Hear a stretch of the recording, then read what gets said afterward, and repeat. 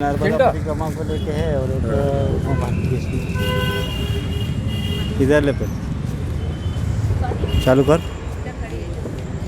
नमस्कार दोस्तों, अलीराजपुर लाइव में आप सभी का स्वागत है। मैं मौजूद हूँ अलीराजपुर ज़िले के नानपुर में और आज हमारे साथ मौजूद है प्रदेश के मंत्री श्री कृषि मंत्री है हमारे साथ। यहाँ नर्मदा परिक्रमा को लेकर निकल रहे थे और इनका यहाँ पर नर्मदा समिति के सदस्यों द्वारा इनका स्वागत किया गया था। स्वागत के दौर में यहाँ पर इनसे हम सवाल पूछेंगे। सर जी, नर्मदा परिक्रमा को निकले हैं आप, इसके पहले भी दिग्विजय सिंह ने यात्रा निकाली थी, आप भी निकाल रहे हो, क्या लग रहा है आप? मेरी ये तीसरी नर्मदा परिक्रमा है। अच्छा। और नर्मदा माँ हमारी जीवनदायिनी है, प्रातः स्मरणीय है, पुण्यदायिनी है, संकट हरनी है, सुख समृद्धि करनी है। और इसलिए दुनिया में एक तो माँ है नर्मदा जी, इसकी परिक्रमा होती है और इससे आदमी सुखी होता है, अंतरात्मा संतुष्ट होती है और जीवन सार्थक होता है। और माँ नर्मदा सबको आशीर्वाद देती है। कलयुग में साक्षात माँ नर्मदा भगवान का अवतार शंकर जी की बेटी है। और इसलिए माँ से प्रार्थना कर रहे हैं कि हमारे देश से कोरोना का संकट हटे, सब सुखी हों, स्वस्थ हों।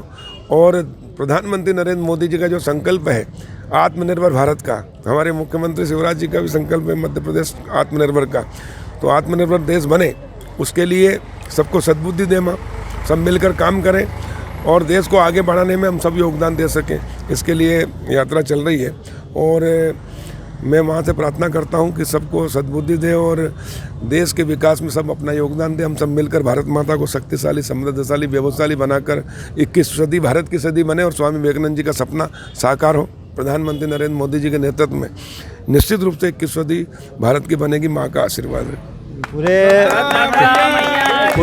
पूरे देश में किसान आंदोलन भी चल रहा है, किसान आंदोलन को लेकर क्या कहेंगे?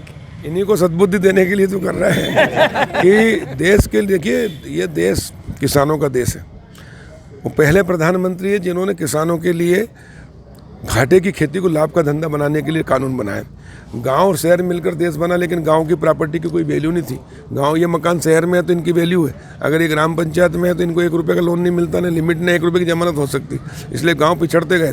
पहली बार 24 अप्रैल 2020 को मोदी जी ने स्वामित्व योजना लाए, उससे अब गाँव भी शहर जैसे हो जाएंगे। अब गाँव का किसान सिर्फ खेती नहीं करेगा, व्यापार, व्यवसाय, उद्योग भी कर सकेगा। Warehouse, cold storage, food processing plant पे 25%, 33%, 50%, 40% सब्सिडी आज तक गांव वालों को नहीं मिली, किसानों को नहीं मिली, मिलेगी, जिससे किसान खेती के साथ व्यापार, व्यवसाय, उद्योग लगाएगा तो उसको लाभ कमाएगा। जो अभी तक मुट्ठी भर लोगों के पास पैसा है, अरबों खरबों, और पूरा देश गरीब है, जबकि मेहनत तो किसान करता है, मजदूर करता है, गाँव के लोग करते हैं। अभी कोरोना संकट में अगर किसान नहीं होता तो व्यापार, व्यवसाय, उद्योग धंधे, पान, चाय, होटल सब बंद थी। सिर्फ खेती खुले थे और मेहनत कर रहे थे। अगर किसान भी लॉकडाउन कर लेता, 2 टाइम का भोजन कहाँ से मिलता, सब्जी दूध कहाँ से मिलता?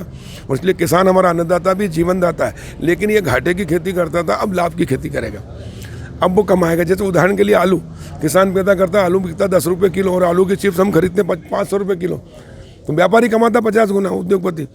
एमएसपी न्यूनतम समर्थन मूल्य किसान को और एमआरपी व्यापारी उद्योगपतियों को। हम किसान को मोदी जी एमआरपी देना चाहते हैं। अब किसान आलू भी पैदा करेगा और आलू की चिप्स की फैक्ट्री भी लगाएगा, उसको हम सब्सिडी देंगे 40%, ब्याज में छूट देंगे। इसलिए 1 लाख करोड़ रुपया मोदी जी ने किसानों के लिए रखा है। अब किसान का बेटा नौकरी के लिए बेरोजगार नहीं घूमेगा, बल्कि फैक्ट्री लगाएगा, स्वास्थ्य की, टमाटर को स्वास्थ्य की लगाएगा, गेहूँ की जगह मैदा मिल डालेगा। गेहूँ बेचते हैं एमएसपी पे, लेकिन आटा और मैदा बेचेंगे एमआरपी में। एक गोली, बिस्किट, चॉकलेट, उसकी भी एमआरपी होती है, लेकिन किसान की फसल की कोई एमआरपी नहीं। अब किसान की फसल की भी हम उसको इतना सक्षम बनाएंगे कि वो एमआरपी पे बेचे, तब जो मुट्ठी भर लोगों के पास पैसा है वो करोड़ों लोगों के पास जाएगा, और तब जाकर गांव आत्मनिर्भर होंगे, देश आत्मनिर्भर होगा और देश बढ़ेगा। और इसलिए मोदी जी ने जो किया है 3 कृषि बिल, ये बहुत किसानों के, देश के हित में है। स्वामित्व योजना देश की गाँव की तकदीर तस्वीर बदलेगी, दशा और दिशा बदलेगी। गाँव किसान आगे बढ़ेगा और खेती अब लाभ का धंधा बनेगी। अब किसान कोई आत्महत्या नहीं करेगा।